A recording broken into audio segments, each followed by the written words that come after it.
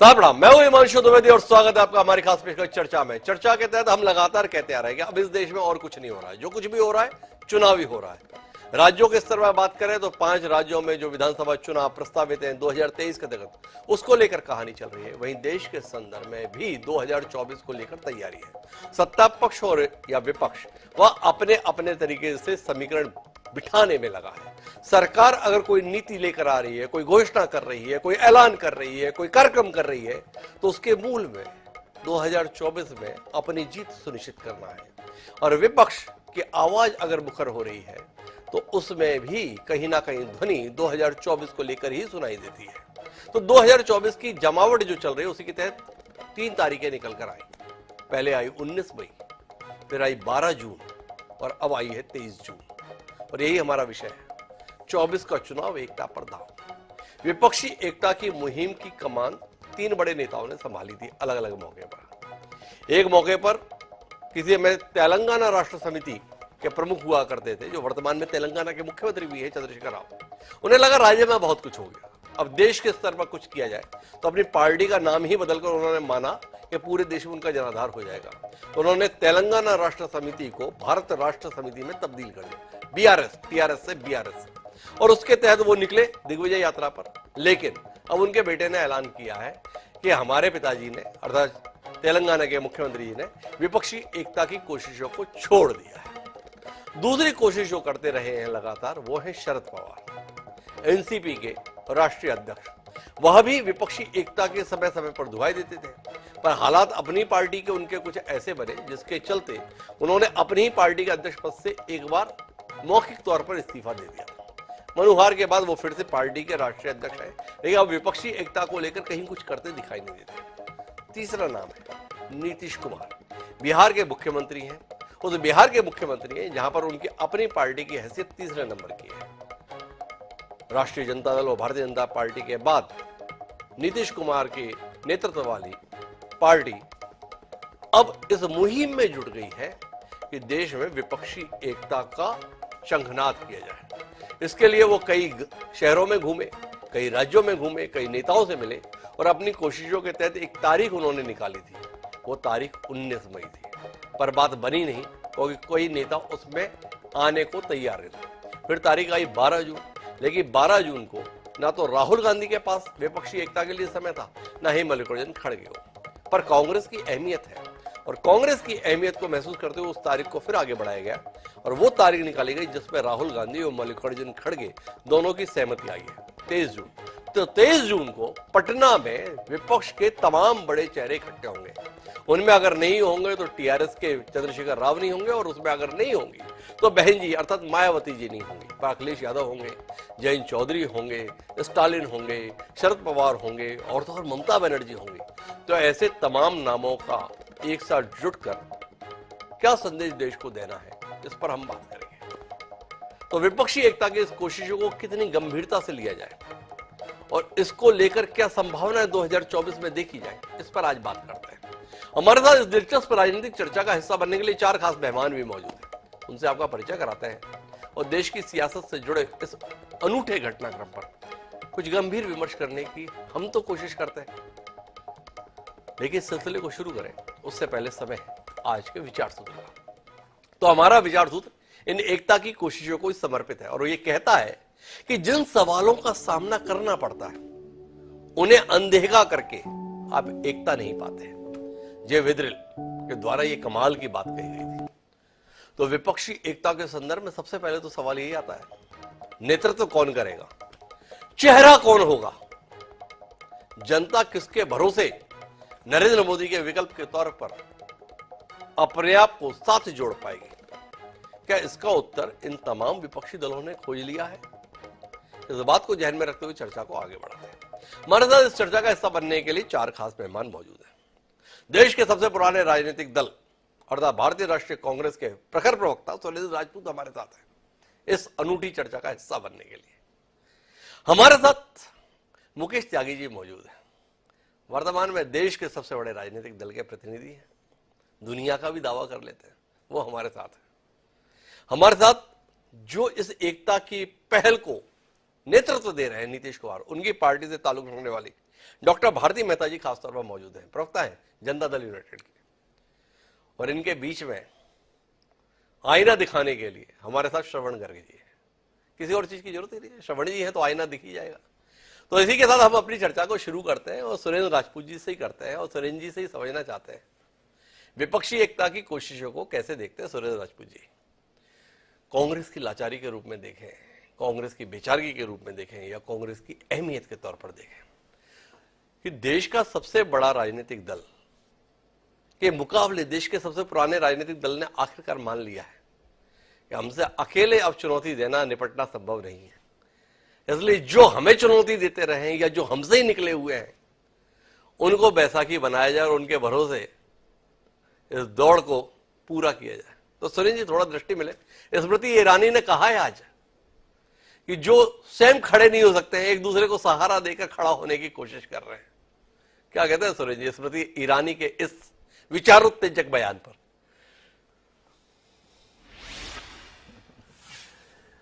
हिमांशु जी, सबसे पहले तो मेरे लिए विचार उत्तेजना आपके बातों से आती है जी।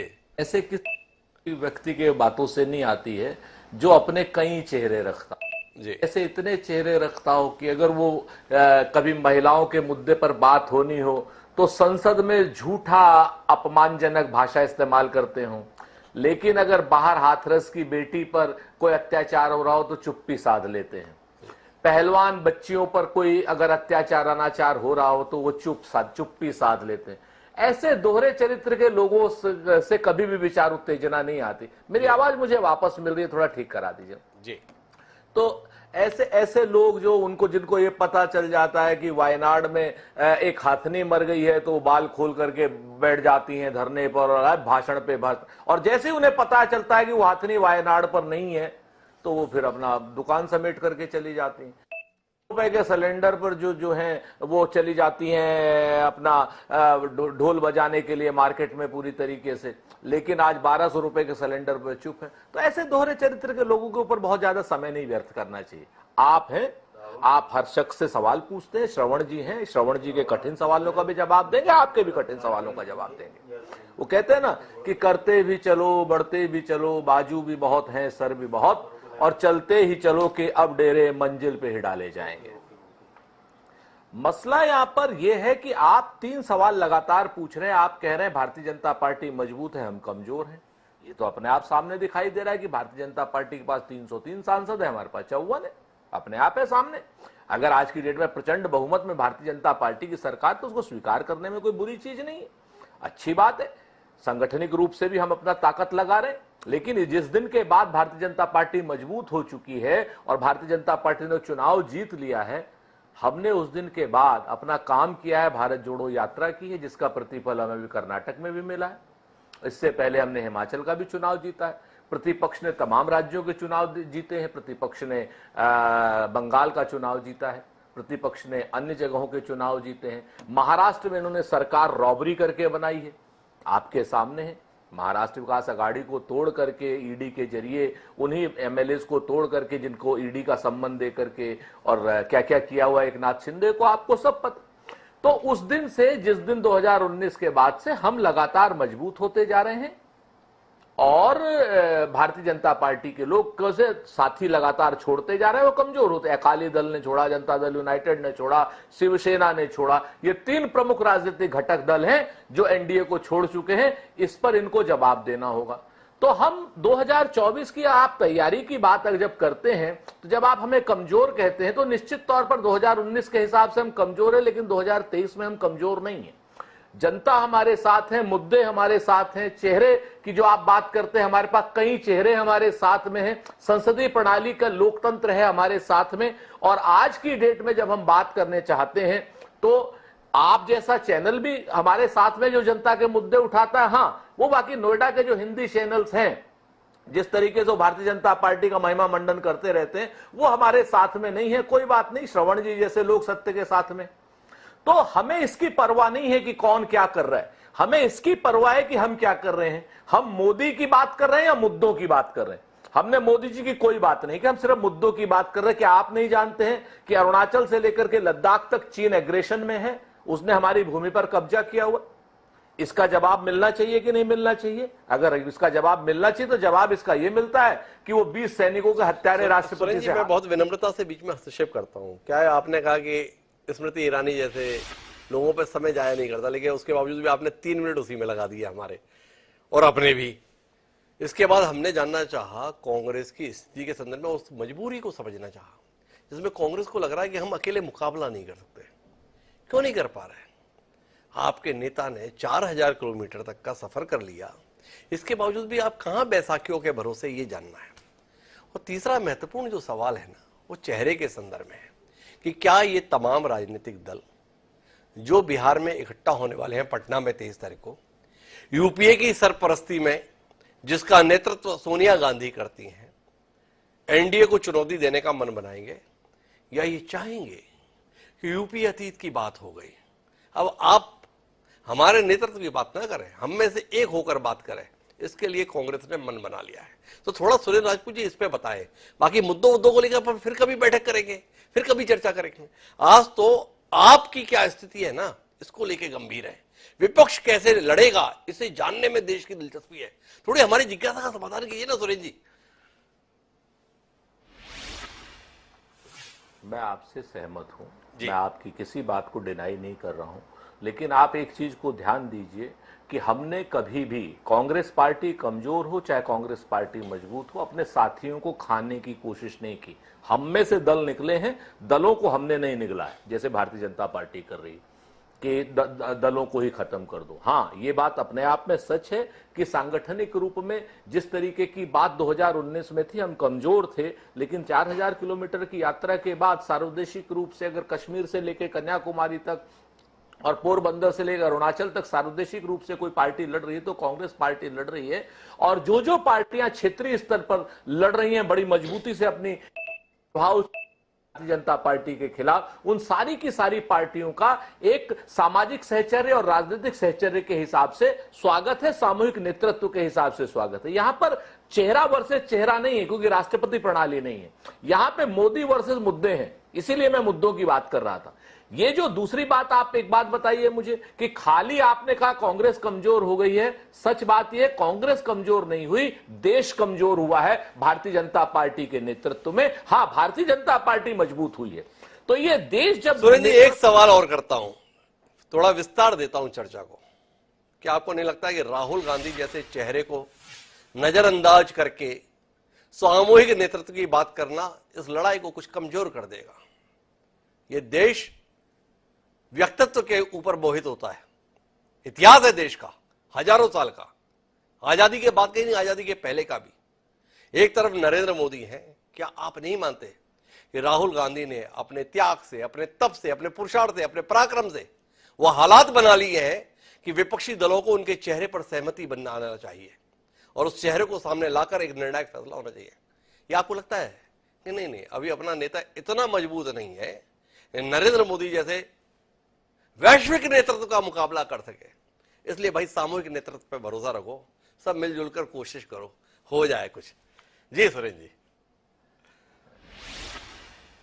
जी, जो नेता वैश्विक रूप से अपनी हंसी उड़वा रहा हो, उसके लिए आप वैश्विक नेता आप कह सकते हैं। हमारा सक्षम प्रधानमंत्री पद है जो वैश्विक रूप से एक सम्मान प्राप्त कर रहा है, व्यक्ति नहीं सम्मान प्राप्त कर रहा है। मैं आपको बहुत साफ कह देता हूं। दूसरी बात, राहुल गांधी जी का जो नेतृत्व है, कांग्रेस का नेतृत्व पूरी तरीके से तैयार है। कांग्रेस एक सबल रूप से, सक्षम रूप से श्री राहुल गांधी जी के पीछे बिल्कुल चट्टान की तरीके से खड़ी है और राहुल गांधी जी की स्वीकार्यता पूरे देश में इस वक्त सर्वाधिक है, ये अपने आप में सच है। लेकिन इसके बाद भी हम नोएडा मीडिया के जो सवाल उठते हैं, नोएडा का जो हिंदी गोदी मीडिया जिसको मैं कहता हूं, जो लोग ये अपने ये सवाल करके विपक्षी एकता को खंड खंड करने की कोशिश करना चाहते हैं, उन सारे लोगों को करारा जवाब मिलेगा सामूहिक नेतृत्व से। क्योंकि यहां पर मसला चेहरा वर्सेस चेहरा जैसे आप करते हैं, वैसे ही नरेंद्र मोदी जी, उनकी पीआर एजेंसी और उनकी इवेंट एजेंसी और गोदी मीडिया के ट्रैप में आप फॉल हो जाते हैं।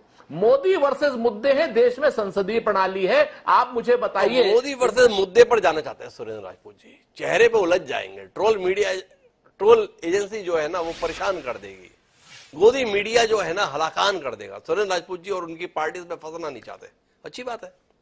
मुझे चर्चा के लिए मुकेश त्यागी जी के पास आना है, लेकिन मुझे लगता है कि विपक्षी एक आवाज और ले लेता हूं, जो इसके सूत्रधार है उनकी बात भी आ जाए तो फिर मुकेश त्यागी से बात करने में थोड़ा आनंद ज्यादा आएगा।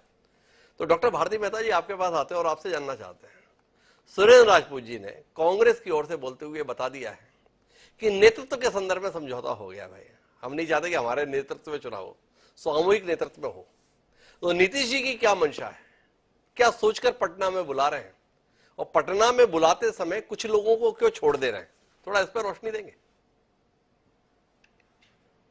देखो ना हिमांशु जी, जी आपने जो कहा है कि नीतीश कुमार जी की मंशा क्या है, तो मैं आपके चैनल के माध्यम से स्पष्ट करना चाहती हूँ कि शुरू से माननीय मुख्यमंत्री नीतीश कुमार जी और हमारे नेता कह रहे हैं कि हम जो देश में लोकतंत्र की रक्षा के लिए प्रतिबद्ध पार्टियां हैं, उनको एकता के मंच पर बुला रहे हैं, और नेतृत्वकर्ता कौन होगा, ये तमाम चीजें क्या होंगी, ये आगे तय की जाएंगी। और साथ ही जब आप इस डिबेट का संदर्भ बता रहे थे, तो एक चीज मैं ध्यान दिलाना चाहूंगी कि आपने प्रारंभ किया कि 23 की मीटिंग 19 को पहले प्रस्तावित थी, फिर 12 को प्रस्तावित थी जो नहीं हो सकी, और फिर 23 को हो रही है। आपने ये भी कहा उसमें कि राहुल जी को वक्त नहीं था इस बेवजह की मीटिंग के लिए। तो एक चीज मैं कहना चाहूंगी, अभी आपके पहले मैं एक और नेशनल चैनल पे थी किसी पे, कि कांग्रेस के प्रवक्ता ने ऑन डिबेट कहा कि चूंकि आदरणीय राहुल गांधी जी का समय इस समय 12 तारीख को अमेरिका में पहले से कहीं मुकर्रर था, इसलिए वो 12 की मीटिंग में आने के लिए असमर्थ थे वो। तो वजह ये थी, जबकि उसकी व्याख्या की जा रही थी, जबकि मुझे लगता है कि एक प्रधान संपादक होने के नाते, और जैसा कि मैंने भी सुना है आपके बारे में कि थोड़ा तटस्थ भाव में डिबेट होना चाहिए, कि ये भारती जी इसमें तटस्थता कहां सवाल के दायरे में आ गई भाई। राहुल गांधी जी के पास 12 तारीख के लिए समय नहीं था।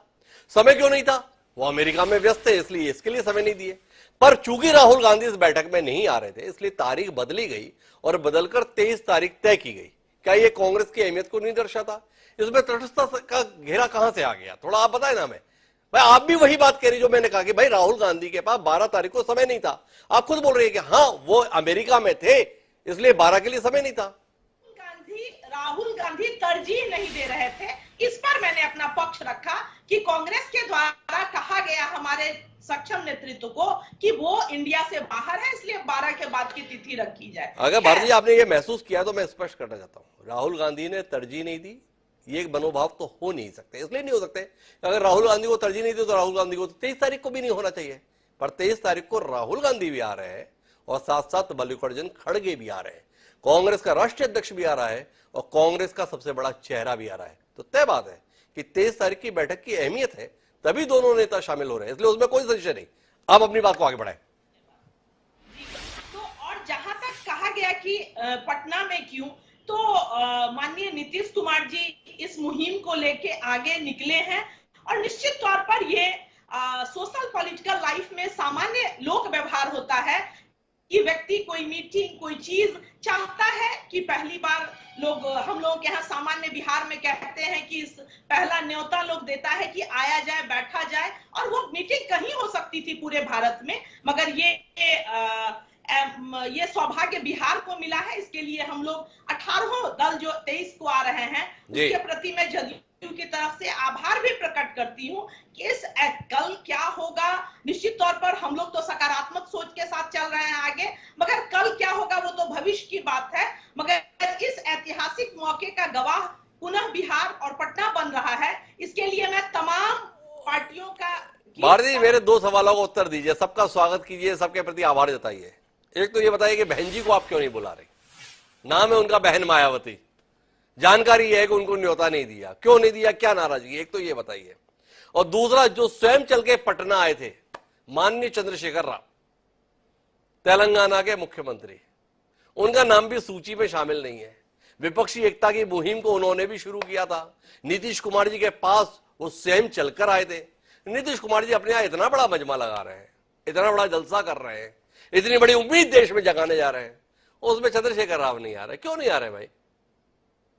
हिमांशु जी, ये मैं इसका उत्तर दे देती हूं, मगर इस 23 के लिस्ट में राहुल गांधी, मल्लिकार्जुन खड़गे, ममता बनर्जी, शरद पवार, केजरीवाल, हेमंत सोरेन, उद्धव ठाकरे, एमके स्टालिन, ये सीताराम येचुरी, दीपांकर भट्टाचार्य, ये तमाम लोग आ रहे हैं। ये चीज आप कहना चाहते हैं कि ये आ रहे हैं, कोई बात नहीं, पर ये तो हो सकती है कि किसी बिंदु पे या तो सहमति नहीं बनी हो, या देखा जाए ये लोकतंत्र है और लोकतंत्र में बहुत हो सकता है कि उनकी सहमति मनोभाव उनका नहीं जुटा हो इस विपक्षी एकता मंच पर। मगर मुझे आशा है कि आगामी समय में ये दोनों लोग भी इस मंच पर दिखेंगे। कुछ कारण हो सकते हैं, स्वास्थ्य कारण हो सकते हैं, या हो सकता है कि कोई, मैं इससे भी इनकार नहीं करूंगी कि हो सकता है कि कोई सैद्धांतिक विभेद ही हो जो वो नहीं आए हैं, ऐसा हो सकता है। मगर हम सुरेंद्र राजपूत जी से पूछेंगे इसको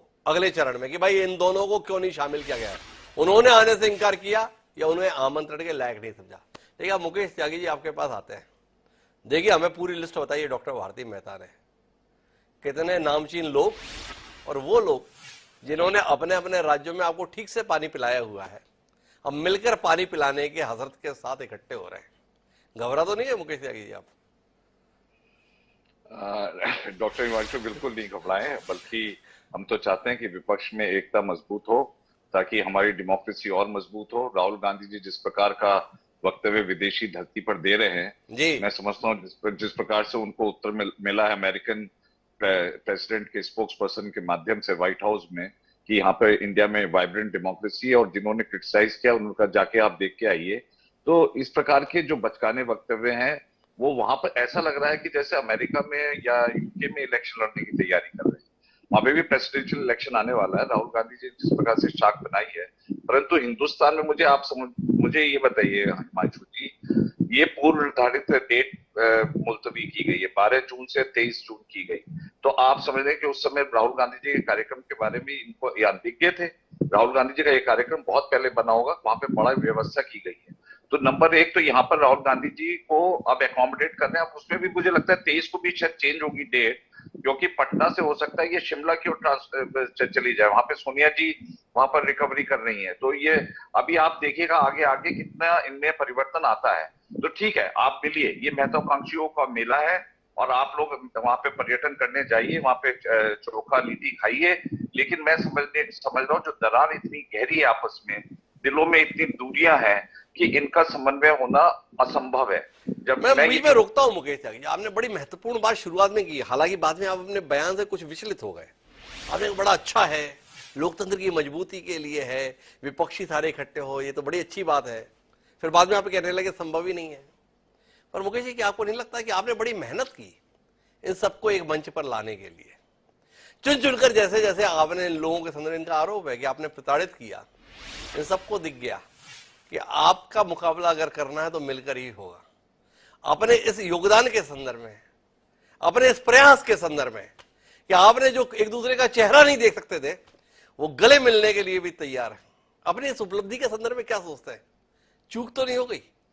कुछ कम करना था, हर एक को नहीं करना था, क्या कहते हैं मुकेश त्यागी जी? रणनीति भूल तो नहीं हो गई? हिमांशु जी, मेरे दो पहलू क्या कह रही हैं, जयराम रमेश क्या कह रहे हैं कि कांग्रेस को सीट इतने मिलने चाहिए। इनका एक तरफ फॉर्मूला यह है कि उसी सीट पर लड़ाया जाए जहां पर जीतने की संभावनाएं ज्यादा हो, एक ही जगह पर एक कैंडिडेट को लड़ाया जाए।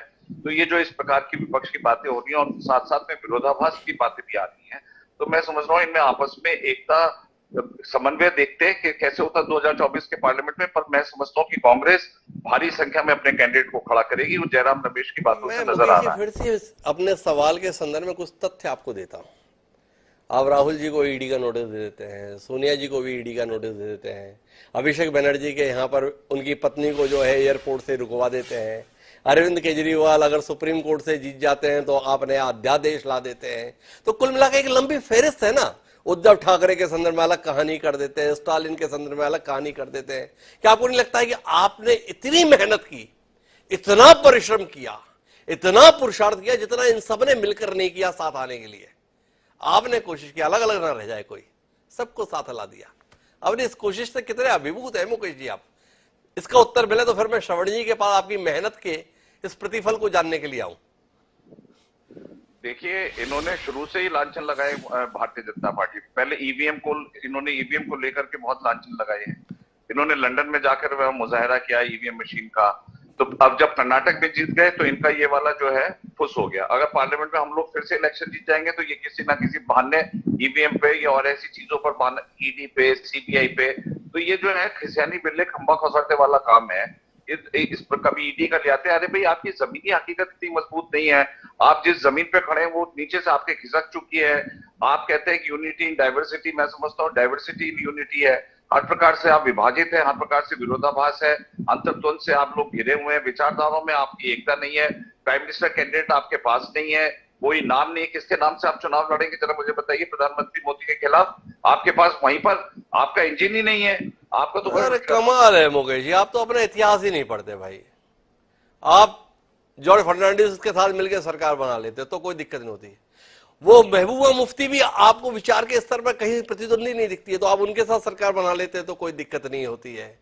नीतीश कुमार के साथ भी आप सरकार बना लेते तो कोई दिक्कत नहीं होती है। और अब ये साथ आ रहे तो आपको बड़ी दिक्कत हो रही है। इनका तो विचार के स्तर पर कहीं सामने ही नहीं है। थोड़ा विचार कीजिएगा कि आपने कितनी मेहनत से इन्हें साथ लाया है। पर मैं श्रवण जी के पास आता हूँ। श्रवण जी, आपसे जानना चाहता हूँ, इतने नेता, हमें डॉक्टर भारती मेहता बता रही हैं 18 दल आ रहे हैं 23 तारीख को। ये 18 दल एक मंच पर आ रहे हैं, नीतीश कुमार की कोशिश से आ रहे हैं या माननीय नरेंद्र मोदी और अमित शाह की कोशिश से आ रहे हैं? श्रवण जी, क्या कहते हैं आप? देखिए हिमांशु जी, 21 पार्टियों ने जी लोकसभा नई संसद का बहिष्कार किया था जी और उसमें 260 जी सांसद थे लोकसभा और राज्यसभा के। नीति आयोग की बैठक का 10 राज्यों ने बहिष्कार किया था। ये थोड़ा मुश्किल काम तो है विपक्षी एकता का, जी, पर ये बहुत जरूरी हो गया है। मैं अपनी बात आपके विषय पर रखता हूं। देखिए जी मैं न तो मुकेश जी का जवाब दूंगा न किसी का दूंगा। एक तो 1998 में मैं खुद था पचमढ़ी में, जी पचमढ़ी कॉन्क्लेव में, जी कांग्रेस की, और जी वहाँ सोनिया जी से मेरी बातचीत भी हम लोगों की हुई थी। जी पचमढ़ी का अगर आप रिजोल्यूशन देखें, पचमढ़ी का प्रस्ताव देखें, तो दूसरे दलों के साथ मिलकर काम करना और सरकारें बनाने का प्रस्ताव पचमढ़ी में किया जा चुका है। जी ये कोई नई बात नहीं है कांग्रेस के लिए, और उदयपुर में भी इसी तरह की बात हुई। मैं अपनी बात को आगे, आपने एक सवाल पूछा था सुरेंद्र जी से कि जो मतदाता है वो व्यक्तित्व पर मोहित होता है। जी आप शायद देख नहीं पाए होंगे, हालांकि आप तो काफी जागरूक पाठक और दृष्टा हैं। जी आरएसएस के मुखपत्र ऑर्गेनाइजर ने एडिटोरियल लिखा है, तो बड़ा चर्चित है, उस पर डिबेट चल रही है इस समय देश भर में, आपको भी आजकल में करना पड़ेगी। जी उन्होंने कहा है कि कर्नाटक के चुनाव से बहुत धक्का लगा है और कर्नाटक के चुनाव को भाजपा भी झेल नहीं पाई है। उन्होंने लिखा है आरएसएस के मुखपत्र ने कि 2024 में मोदी का करिश्मा और हिंदुत्व ये काम नहीं आएगा। ये एक बड़ी घोषणा है हिमांशु जी, जी और हमको ये स्वीकार करना चाहिए, आपको भी और हमको भी, कि एक बड़ी घटना हो रही है ये 23 जून को। जी 12 जून को राहुल गांधी अमेरिका में थे और सोनिया जी की तबीयत का एक इशू था और वो पटना नहीं पहुंच पा रहे थे। उन्होंने पेशकश की थी कि किसी प्रतिनिधि को, सीनियर लोगों को, उन्होंने नाम भी 3-4 बताए थे। जी नीतीश कुमार अड़ गए कि नहीं, उनको राहुल गांधी का होना जरूरी है, उसके बगैर कई तरह की चीजें चली जाएंगी, डाइल्यूट हो जाएगा मामला और संदेश अलग जाएगा। ये पूरा का पूरा इनिशिएटिव जो है ना, ये कांग्रेस का है। और नीतीश कुमार को कांग्रेस ने ही अपनी, सबसे पहले अगर आपको याद हो तो लालू यादव और नीतीश कुमार जब मिलने गए थे तब उन्होंने उनको कहा था, अधिकृत किया था कि आप इस काम को करिए जी। इस काम को नीतीश कुमार पर डालने के पीछे दो कारण थे हिमांशु जी, कि कांग्रेस जानती है कि सारे के सारे दल कांग्रेस का नेतृत्व स्वीकार नहीं करेंगे। मैं इस बात का उल्लेख नहीं करना चाहता हूं कि 2019 में एनडीए के साथ कितनी पार्टियां थी और आज कितनी पार्टियां हैं, वो आप भी जानते हैं, हम सब लोग जानते हैं। कांग्रेस का नेतृत्व स्वीकार करने में अखिलेश को दिक्कत थी, ममता बनर्जी को दिक्कत थी, चंद्रशेखर राव को थी, आम आदमी पार्टी को थी।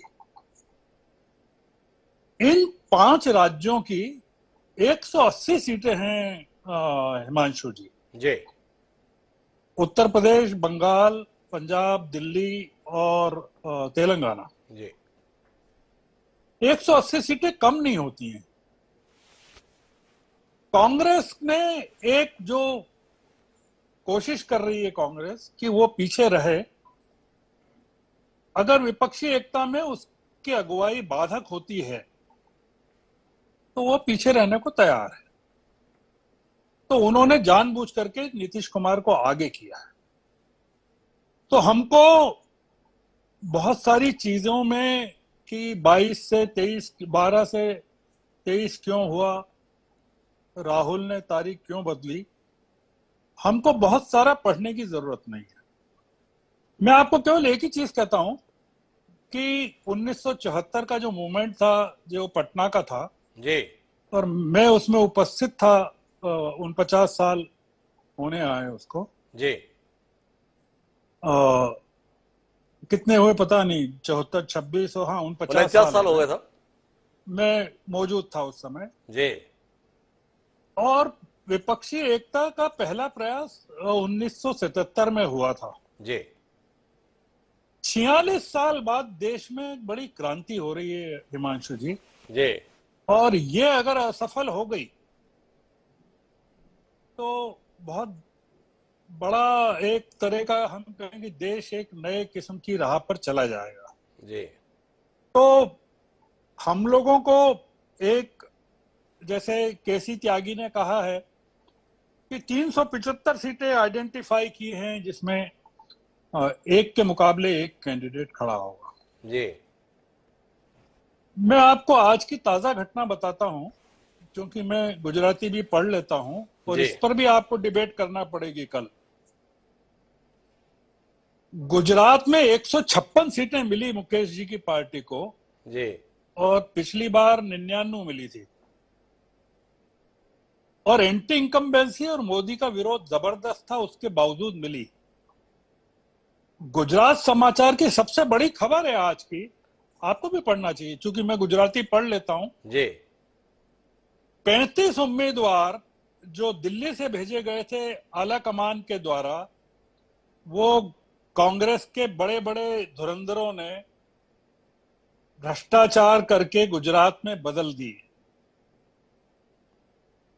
आप, ये डिबेट चूंकि गुजरात पर नहीं है इसलिए मैं नहीं बोल रहा हूं कुछ भी, मैं केवल इतना कह रहा हूं कि नरेंद्र मोदी साहब गुजरात में बुरी तरह पराजित होते अगर वहां कांग्रेस के लोग कांग्रेस को धोखा नहीं देते। तो ये डिबेट उस पर नहीं है, अपन इस पर आए कि ये बड़ा काम है।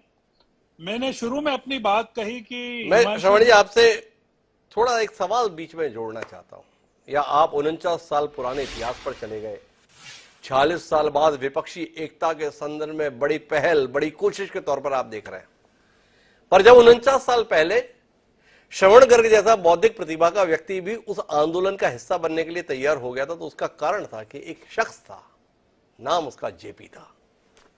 क्या आपको लगता है कि नेता तो आ जाएंगे, दल भी आ जाएंगे, जनता आएगी क्या? क्या नीतीश कुमार जेपी बन जाएंगे? क्या नीतीश कुमार की मौजूदगी वो माहौल बना देगी, जो जेपी ने पैदा कर दी थी। तो थोड़ा इसके संदर्भ में भी दृष्टि आए ना, 40 साल बाद कोशिश तो ठीक, पर किन के द्वारा? वो नीतीश कुमार जो कब मोदी के साथ दिखे, कब मोदी के खिलाफ दिखे, कब भाजपा के साथ दिखे, कब भाजपा के पास दिखे। क्या कहते हैं श्रवण जी? मैं इसीलिए कह रहा हूं कि नीतीश कुमार इसमें कैटलिस्ट का काम कर रहे हैं हिमांशु जी। जी नीतीश कुमार ना तो जेपी हैं ना जेपी हो सकते हैं, जी और उनकी कोई आकांक्षा भी इस तरह की है तो वो व्यर्थ है, जी क्योंकि नीतीश कुमार खुद को जानते हैं जी और उम्र के जिस पड़ाव पर हैं वो जेपी हो भी नहीं सकते। जी जेपी 72 साल के थे 1974 में जब उन्होंने क्रांति की थी। जी तो इसमें जो पूरा का पूरा करिश्मा है वो राहुल गांधी का है हिमांशु जी, जी और नीतीश कुमार जानते हैं कि देश में इस समय जो करिश्मा है वो राहुल गांधी का है। मैं आपसे एक बात पूछता हूं हिमांशु जी, और देश से भी पूछता हूं जी कि 2018 में तो राहुल गांधी नहीं थे, जी राजनीतिक परिदृश्य पर इतने सक्रिय नहीं थे जितने आज हैं। 2018 में मध्य प्रदेश, गुजरात, छत्तीसगढ़ बुरी तरह हार गई थी कांग्रेस, ये भारतीय जनता पार्टी, जी और तीनों जगह कांग्रेस की सरकारें बनी थी। जी महाराष्ट्र की सरकार का तो इन्होंने, हमारे कांग्रेस के प्रवक्ता सुरेंद्र जी ने उल्लेख किया कि आपने अब ये जो बीजेपी है उसने किस तरह से गोवा में या महाराष्ट्र में चीजों को किया है। मैं आपसे केवल एक निवेदन कर रहा हूं हिमांशु जी कि ये जो प्रयोग है जी जो 23 जून को हो रहा है वो महत्वपूर्ण है देश के लिहाज से, और वो उसको सफल होने में हिमांशु जी बहुत टाइम लगेगा। अभी ये पहली बैठक है और मैं कोशिश कर रहा था कि मुकेश जी के एक एक शब्द को सुनूं जी कि वो बोले विपक्षी एकता पर, वो पूरे समय कांग्रेस के खिलाफ बोलते रहे। जी वो बोलते रहे कि पटना से शिमला भी जा सकती है बैठक और फिर आगे बढ़ सकती है। ये बड़ी सीरियस डिबेट है मुकेश जी। जी आपसे मैं चाहता हूं आप बताएं हमें कि ऑर्गेनाइजर ने ऐसा क्यों लिखा होगा। आप बताएं हमें कि कर्नाटक की हार का कारण क्या है। आप बताएं कि विपक्षी एकता क्यों फेल होगी। आप बताएं कि इतने सारे सांसदों ने संसद का बहिष्कार किया, इतने सारे दलों ने, नीति आयोग का राज्यों ने बहिष्कार किया। आपको क्या कुछ सुनाई नहीं दे रहा है कि आपकी पार्टी को कुछ नजर नहीं आ रहा है कि, और ये जो हिमांशु जी हमारे संजय बने हुए हैं जो धृतराष्ट्रों को बता रहे हैं कि देखिए ये चल रहा है, तो वो भी आपको नजर नहीं आ रहा है। तो क्या कारण है? क्या कारण है श्रवण जी? आपने कई सारे सवाल किए, इसके लिए मैं मुकेश त्यागी जी के पास जाऊंगा, पर उससे पहले एक सवाल पर संक्षिप्त टिप्पणी आपकी चाहता हूं। सुरेंद्र राजपूत जी भी हामी भर रहे हैं सामूहिक नेतृत्व, भारती मेहता जी ने भी कह दिया सामूहिक नेतृत्व, पर अब अपनी टिप्पणी में राहुल गांधी को ही केंद्रित कर रहे हैं। तो आपसे जानना ही चाहता हूं कि विपक्षी दलों की इस सम्मेलन से आपकी अपेक्षा क्या है? आए बैठे और बोले मोदी जी के खिलाफ अपन सबको मिलकर लड़ना है, इतने तक ही रहे, या राहुल गांधी के चेहरे के संदर्भ में इनको एक राय बननी चाहिए, एक राय देश के सम्मुख आनी चाहिए, इसकी जरूरत आप महसूस करते हैं श्रवण जी? देखिए हिमांशु जी, मैंने शुरू में कहा, फिर रिपीट कर रहा हूं, बहुत मुश्किल काम है जी। मैं, ये एक कागज है मेरे पास, मैं सीटों के आंकड़े गिन रहा था जी बहुत ही मुश्किल काम है जी एक उम्मीदवार के खिलाफ एक खड़ा करना, ये लगभग असंभव काम, लगभग असंभव सा काम है। तो सुरेंद्र राजपूत जी, मुकेश त्यागी जी के पास हम दूसरे चरण में फिर पहुंचेंगे। श्रवण जी ने कई सारे सवाल उठा दिए हैं, मुझे उम्मीद है उन्हें थोड़ा समय देना चाहिए ना उनका जवाब देने के लिए, ऐसा नहीं लगना चाहिए कि रैपिड फायर कर दिया श्रवण जी ने। तो मुकेश जी को थोड़ा समय देते हैं और आपके पास आते हैं और आपसे ये जानना चाहते हैं कहां कमी रह गई राहुल गांधी के संदर्भ में, जिसके संदर्भ में देश को स्वीकार कर लेना चाहिए, उसे विपक्ष के नेता स्वीकार करने के लिए तैयार नहीं है, असमंजस है, क्यों है? क्या कहते हैं सुरेश जी? दो तीन चीजें बड़ी स्पष्ट हैं। ये असमंजस ना हम में है, ना विपक्षी दलों में है, और ना ही हम इस वक्त नेतृत्व करने की या प्रधानमंत्री के पद पर कौन काबिज होगा इसकी बात सोच रहे हैं। इस वक्त हमारी सोच है देश को बचाने की, देश के लोकतंत्र को बचाने की, देश के लोगों को महंगाई की मार से, बेरोजगारी की मार से और सीमा पर सुरक्षा बात करने की, और देश की संवैधानिक। आप तो बड़ा निराश कर देते हैं कई बार अपनी ऐसी भाषा शैली के साथ में आप संवाद करते हैं, आपको लगता है किसी में बहका दे हमें। अरे भाई, हमारा सीधा सवाल है, अपने नेता के प्रति इतना विश्वास है आपको?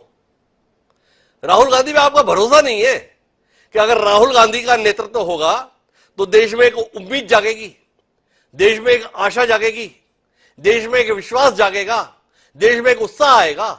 आपको ऐसी कोई उम्मीद नहीं है। अरे राहुल गांधी छोड़ो, नेतृत्व छोड़ो भाई, हमारी चिंता तो ये है, ये राहुल गांधी के प्रति आपका ही इतना विश्वास है तो बाकी दलों से हम उम्मीद कैसे करें? या सुरेश राजपूत जी आग्रह करेंगे बाकी नेता समझें, बाकी दल समझें, देश राहुल गांधी को चाह रहा है, इसलिए राहुल गांधी के साथ आइए, देश को नए सिरे से आगे बढ़ाइए। क्यों सुरेश राजपूत जी आप इतना सहम जा रहे हैं ये कहने में? कुछ आप पानी में कितना भी लाठी मार लीजिए, अब पानी अलग नहीं होने वाला, चूंकि मोदी वर्सेस मुद्दे होगा।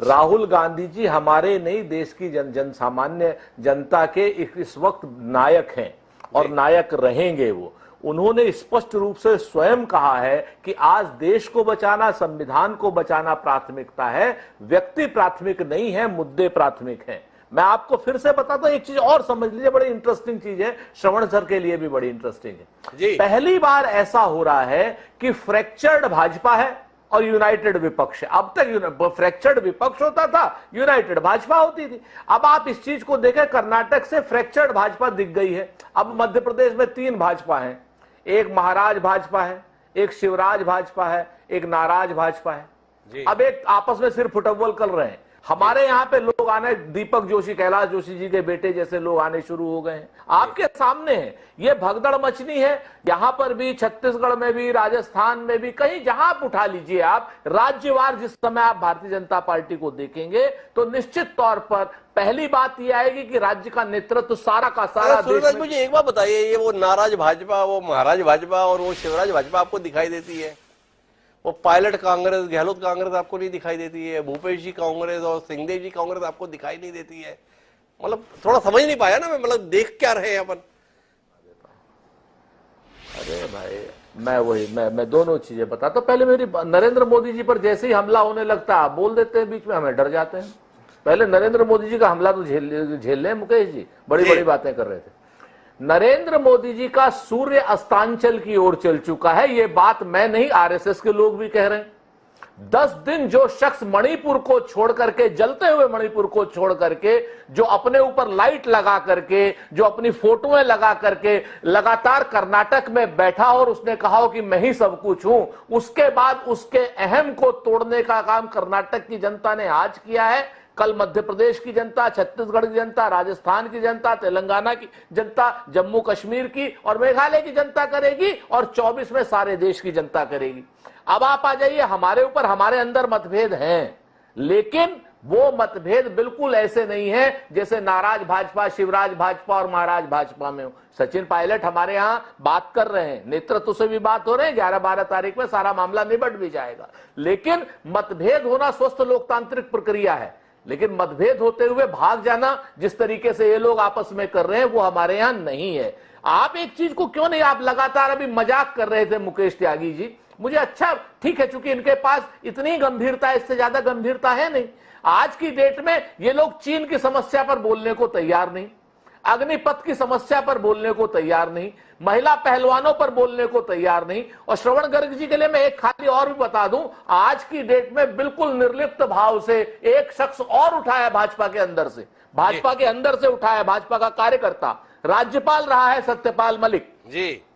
आज की डेट में आप देखिएगा कहीं ना कहीं वो भी अपनी प्रभावी भूमिका निभाएंगे। किसान नाराज इनसे, पहलवान नाराज इनसे, नौजवान नाराज इनसे, इनके साथ जाति संगठन इनसे नाराज, सामूहिक रूप से सारे लोग नाराज, और ये सिर्फ हिंदू मुसलमान पर चुनाव लड़ना चाहते हैं। और हिंदू मुसलमान पर चुनाव अब इसलिए नहीं होगा कि संसद के उद्घाटन के समय अपशकुन हो गया, उसी दिन का नाम वो आया, अपना हालन आया, भूकंप आया, उसी दिन महाकाल का दरबार पूरा गिर गया, आपके सामने है। उसके बाद जिस जिस तरीके की घटनाएं हुई, आप देखिए बिहार का पुल भी गिर गया, और आपके साथ महिला बच्चियों को न्याय नहीं मिल रहा। ये अपशकुन ऑलरेडी भारतीय जनता पार्टी के लिए शुरू हो चुका है। मुकेश जी, आप चिंता मत करो, राज्य भी हारोगे। कमाल की बात बताई सुरेंद्र राजपूत जी ने मुझे, ये बिहार का पुल जो गिरा ना, ये अपशकुन है। बिहार का पुल किसके यहाँ गिरा? नीतीश कुमार जी की शासन व्यवस्था में गिरा। और अपशकुन किसके लिए हुआ? भाजपा के लिए हुआ। क्या सुरेंद्र राजपूत जी, दलील तो काफी सारी ठीक थी, ये बीच में तर्क कहां से ले आए आप? स्मृति ईरानी आपके दिमाग में इतना क्यों चढ़ी? स्मृति ईरानी ने इसी पुल का उल्लेख करते हुए कहा, जिन्होंने पुल बहा दिया उनके यहां बैठने आ रहे हैं, और आप उसको भी अपशकुन बता रहे हैं। मैं बता रहा, दो चीजें समझ लीजिए सर, बहुत स्पष्ट जान लीजिए। देश में अपशकुन होता है, भगवान जो है ये नहीं देखता कि राज्य में, आप तो उसके बाद कह दो कि जिले का कलेक्टर कौन था, वहां किसका एमएलए था। नहीं, आज की डेट में डिजाइन फॉल्टी था, और इस पुल का उद्घाटन किया था नरेंद्र मोदी जी ने, और नरेंद्र मोदी जी ने दो बार दिल्ली से उद्घाटन किया था इस पुल का, इसलिए तो गिरा। ये तो कहते हैं ये एक्ट ऑफ गॉड और ये है एक्ट ऑफ फ्रॉड है। आज की डेट में आईआईटी के सुरेंद्र राजपूत जी का कहना है कि पुल का उद्घाटन नरेंद्र मोदी ने किया, इसलिए पुल गिर गया। नीतीश कुमार ने बनवाया इसलिए थोड़ी गिरा। जो उद्घाटन करता है उसके कारण पुल गिर जाता है। व्याख्या है सुरेंद्र राजपूत जी, अब कहना है तो हम मान लेते हैं, क्योंकि देश के सबसे पुराने राजनीतिक दल के और वाकई विचारवान प्रवक्ता है। लेकिन इस बात पर डॉक्टर भारती मेहता को लगा कुछ हस्तक्षेप करना चाहिए। जी भारती जी, आपका हस्तक्षेप सुन ले। हिमांशु जी, जो पुल की चर्चा हुई तो उसमें एक चीज मैं कहना चाहूंगी कि वो जो कंपनी बना रही है, सिंगला की कंपनी, उसको बीजेपी केंद्र के द्वारा बिहार में तो बैन डाल दिया गया उसको काली सूची में, मगर 8,000 करोड़ का काम दिया हुआ है। इसलिए ये कहना कि नीतीश कुमार जी बनवा रहे थे और गिर गया, और जो कुछ भी रिपोर्ट्स आए हैं वो आईआईटी रुड़की के एक्सपर्ट्स की टीम ने दी है। अरे माफ कीजिएगा भारती मेहता जी, पुल तो 14 महीने पहले भी गिर गया था, और वो आईआईटी रुड़की की रिपोर्ट अभी तक नहीं आई, और उसके बाद भी पुल का काम दोबारा शुरू हुआ और एक बार फिर बह गया। पर हमारा विषय आज पुल नहीं है, आज हमारा विषय तो विपक्षी एकता का पुल है। तो आपसे जानना ये चाहते हैं, क्योंकि मुकेश त्यागी जी के पास कई सारे सवाल है, मुझे उनके पास जाना है कि नीतीश कुमार इतना प्रयास क्यों कर रहे हैं? प्रतिशोध के लिए या किसी और चीज के लिए? नरेंद्र मोदी के प्रति बड़ा प्रेम रहा है नीतीश कुमार का। वो भाजपा की एक बैठक हुई थी पटना में, उस समय पे नरेंद्र मोदी मुख्यमंत्री हुआ करते थे। किसके? गुजरात के। एक अखबार में फुल पेज का विज्ञापन दे दिया था भूकंप में मदद के संदर्भ में। नीतीश कुमार ने आडवाणी समेत सबका भोज रद्द कर दिया था। ऐसी मोहब्बत रही है। तो ये जो एकता का प्रयास है, ये देश बचाने के लिए है या अपना प्रतिशोध चुकाने के लिए? भारती जी एक बार दोहराएंगे सवाल। नीतीश कुमार ये प्रयास क्यों कर रहे हैं? देश बचाने के लिए कर रहे हैं या नरेंद्र मोदी से अपनी दुश्मनी निभाने के लिए कर रहे हैं? बहुत बढ़िया सवाल किया आपने हिमांशु जी। ये जो कवायद है माननीय मुख्यमंत्री जी की, वो है पुलवामा शहीद की जो दशा हुई है उसके लिए। वो है अडानी पर जो कोई कार्रवाई नहीं हो रही है उसके लिए। वो है कि देश की बेटियां जब गोल्ड मेडल जीत के लाती हैं तब तो वो देश की बेटी होती है, मगर 7 रेस कोर्स से ½ किलोमीटर पे वो 23 अप्रैल से बैठी हुई हैं, और आज 8 जून हो गया, उनकी आवाज नहीं सुनी गई। ये इसके लिए है। और ऐसे सैकड़ों मुद्दे हैं। देश में लगातार सांप्रदायिक माहौल बिगाड़ने की कोशिश की जा रही है। ये वजह है। और इसके साथ आपने कहा, सच में माननीय नीतीश कुमार जी ने भी बीजेपी के साथ काम किया है, मगर वो अटल बिहारी वाजपेयी की बीजेपी थी, वो नरेंद्र मोदी की बीजेपी नहीं थी। और ये वो बीजेपी है। भारती जी, आपको इतिहास पढ़ना पड़ेगा। ये बात तो सच है कि वो अटल जी की बीजेपी थी, पर नीतीश कुमार मुख्यमंत्री बनने के लिए नरेंद्र मोदी और अमित शाह की बीजेपी में भी हिस्सेदारी किए थे। ये तो इतिहास के पन्नों पे दर्ज है। आप कैसे इनकार कर देंगे? नहीं, वो नरेंद्र मोदी के साथ में नहीं थे। विचार कीजिएगा अपनी इस दलील पर। लेकिन मुझे आना है माननीय मुकेश त्यागी जी आपके पास, लंबी फहरिस्त श्रवण जी ने दी और आपको तो बड़ा संकट में डाल दिया भाई। किसी और में छपा हुआ होता और श्रवण जी उस पर सवाल कर देते तो आप टाल देते कि इनका तो काम ही ये है। पर जिससे आप प्रेरणा ग्रहण करते हैं, जिससे आप दिशा ग्रहण करते हैं, जिससे आप मार्गदर्शन पाते हैं, ऐसे ऑर्गेनाइजर के द्वारा ही आपकी 2024 की संभावनाओं पर पनीता फेर दिया गया है। क्या कहते हैं आप इस पर मुकेश जी? अब तो इस कोशिश को गंभीरता से लेंगे या अभी भी उड़ा देंगे? संक्षिप्त में यही कहना चाहता हूं मंशू जी कि विपक्ष की स्थिति, जैसे श्रवण जी ने कहा कि इस बार अगर ये किसी प्रकार से विफल हो गए तो समझ लीजिए कि ये इनका ग्रैंड फिनाले होगा, राहुल गांधी जी का तो स्पेशली जी। इनको कर्नाटक में ऑक्सीजन मिल गई, हिमाचल में ऑक्सीजन मिल गई, नहीं तो ये वेंटिलेटर पे थी। मैं बताऊं, मैं कांग्रेस को केंद्रित नहीं कर रहा हूं। मेरा केंद्र बिंदु प्रश्न ये है कि तमाम पैनलिस्ट ने अभी एक भी यूनानिमसली ये नहीं कहा है कि विपक्ष का जो नेता होगा, जो प्रधानमंत्री का मुखौटा होगा, वो कौन व्यक्ति पहनेगा, वो कौन ऐसा व्यक्ति विशेष है जो प्रधानमंत्री ऑपोजिशन के लिए बनेगा। देखिए, इनका जो आधार है वो बहुत कमजोर है। आधार क्या है? आधार यह है कि मोदी जी को हटाओ, किसी भी तरीके से मोदी जी को हटाओ। राष्ट्र के प्रति समर्पण की बातें कर रहे हैं, पर इनका असली केंद्र बिंदु मोदी जी हैं और मोदी जी इनसे हटने वाले नहीं है। इनके पास कोई ऐसा चेहरा नहीं जो मोदी जी का मुकाबला कर सके, तो वहां पर विफलता है। और कहें कि अगर कर्नाटक या स्टेट इलेक्शन के रिजल्ट जो है वो सेंट्रल इलेक्शन में रिफ्लेक्ट करेंगे, तो वो भी मैं समझता हूँ बुनियादी तौर से गलत धारणा है। मैं मुकेश जी आपको रोकता हूं, दो बातें हैं इसके संदर्भ में। एक तो आपने मेरे सवाल पर ध्यान नहीं दिया। भाई श्रवण जी ये बात बोले, आप खारिज कर दे, आपकी मर्जी है।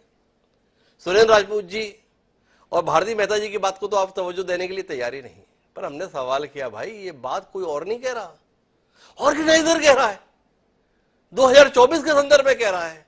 कर्नाटक के संदर्भ में आप सदमे में है, अभी तो उभर नहीं पाए, ये भी कह रहा है।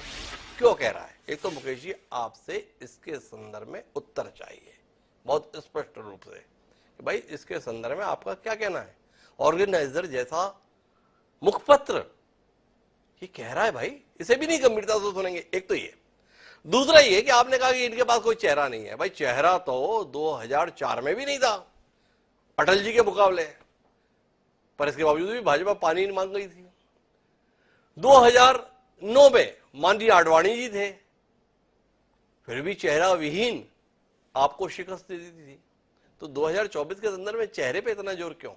अपनी सहूलियत के लिए चेहरा आ जाए और पूरी एजेंसियां लग जाएं, आपकी हसरत है, बात बन नहीं रही इसलिए परेशान हो रहे। दोनों के उत्तर दीजिए ना। नहीं, पहले का उत्तर यह है कि अगर इस प्रकार का विश्लेषण किया गया है तो हमको सच्चाई का सामना करना चाहिए, लेकिन वो निष्कर्ष नहीं है। अभी चुनाव बहुत दूर है और जो इस तरह से विपक्ष की स्थिति नजर आ रही है वो तो देखिए काफी चीजों पे डिपेंड करता है कि विपक्ष किस प्रकार से पेश आता है, किस प्रकार से वो अपने मुद्दों को आगे बुनाता है। लेकिन जिस प्रकार से आपने देखिए टीएमसी जो है लगातार गाली देती आई कांग्रेस को, अब कर्नाटक के चुनाव के बाद उन्होंने रंग बदला है।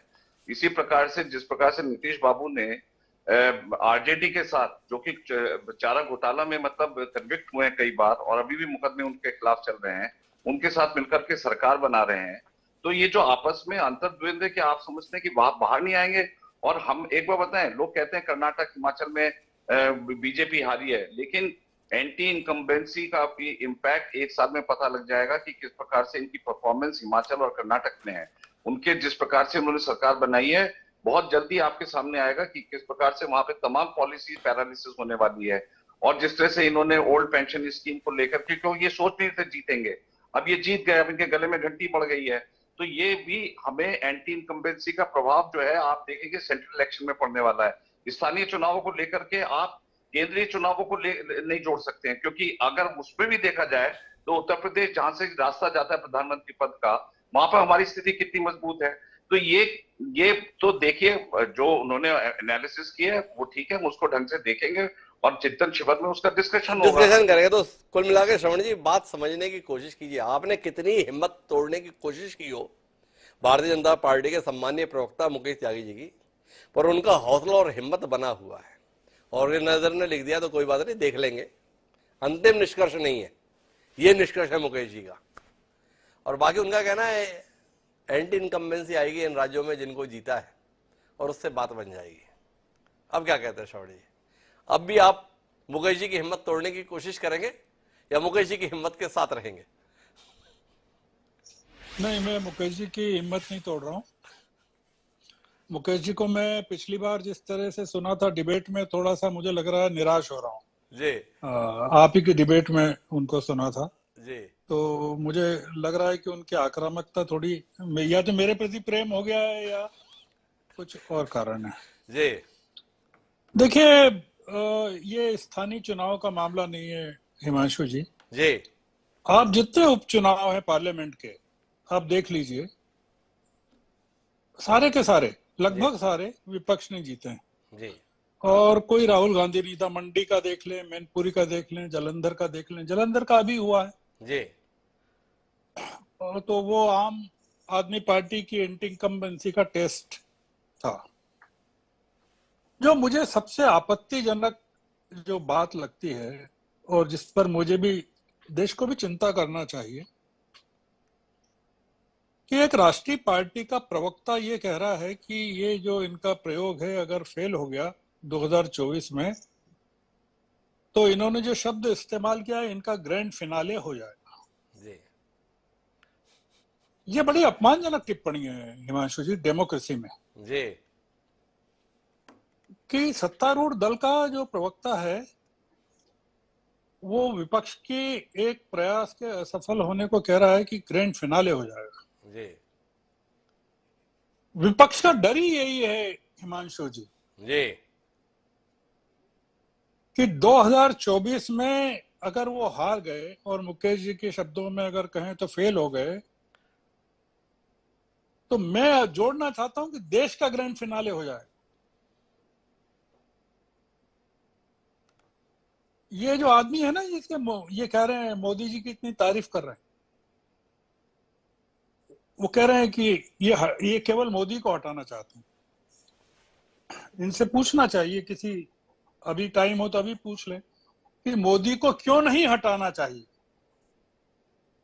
डेमोक्रेसी में विपक्ष का काम क्या है कि पूजा पाठ करे मोदी की, या सत्ता में जो बैठा है उसकी? क्या करे? मोदी आपके आराध्य हैं ना, वो सारे विपक्ष के तो नहीं है। आप पूजा करिए उनकी। मैं अपनी पहली बात पर आता हूं हिमांशु जी। इतना जबरदस्त संगठित प्रयास होने वाला है, जिसमें तमाम नोएडा का गोदी मीडिया, तमाम अडानी अंबानी, तमाम नौकरशाह, ब्यूरोक्रेट्स, पूरी की पूरी एक फौज है। अकेले मुकेश त्यागी नहीं है, पूरी की पूरी फौज है जो विपक्ष को हराना चाहती है और इस देश में तानाशाही लाना चाहती है। जो मुकेश जी कह रहे हैं ग्रैंड फिनाले, वो ये नहीं कह रहे हैं कि विपक्ष का जिंदा रहना जरूरी है, वो प्रतीक्षा है ग्रैंड फिनाले की प्रतीक्षा है। मेरा समय समाप्त हो रहा है श्रवण जी, तो अब इस बात को हम यही विराम देंगे। महत्वपूर्ण बात यह है कि कुल मिलाकर विपक्षी एकता की आधार भूमि तानाशाही बनने जा रही है, एकाधिकारवाद बनना जा रहा है, एक पार्टी का सिद्धांत बनने जा रहा है। ये साफ दिखाई दे रहा है। श्रवण जी इसी और इशारा कर रहे हैं। तो विपक्ष ये जताने चेताने की कोशिश देश को करना चाहता है कि अगर भाजपा बनी रही, अगर नरेंद्र मोदी बने रहे, तो कुल मिलाकर देश में लोकतंत्र पर ही सवाल खड़ा हो जाएगा। पर दूसरी तरफ भारतीय जनता पार्टी है, ये बता रही है कि हम तो तैयारी 2047 में देश को विश्व गुरु बनाने का कर रहे हैं, और अगर हमें अभी रोक दिया गया तो देश को उस मुकाम तक ले जाने का जो सपना हमने देखा है वो अधूरा रह जाएगा। तो देखें, डर जीतेगा या संभावना जीतेगी, पता तो 2024 में चलेगा, लेकिन इन कोशिशों को लेकर हमारी बहस का सिलसिला आगे भी जारी रहेगा। आप सभी मेहमानों को बहुत बहुत धन्यवाद इस चर्चा का हिस्सा बनने के लिए। समय है अब आज के शेर का।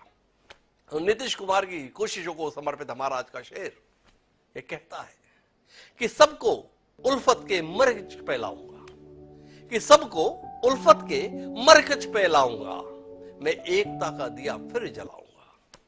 कंवल डिबाईवी ने जो ये बात कही थी नीतीश कुमार उसे करने की कोशिश में, देखें एकता का दिया जल पाता है या जलकर फिर बुझ जाता है। इंतजार रहेगा उनकी कोशिशों के परिणाम देखने का। पर बहरहाल अब समय है मुझे इजाजत लेने का, तो मुझे दीजिए इजाजत। कल फिर मिलते हैं नए विषय के साथ। तब तक के लिए सदा प्रणाम।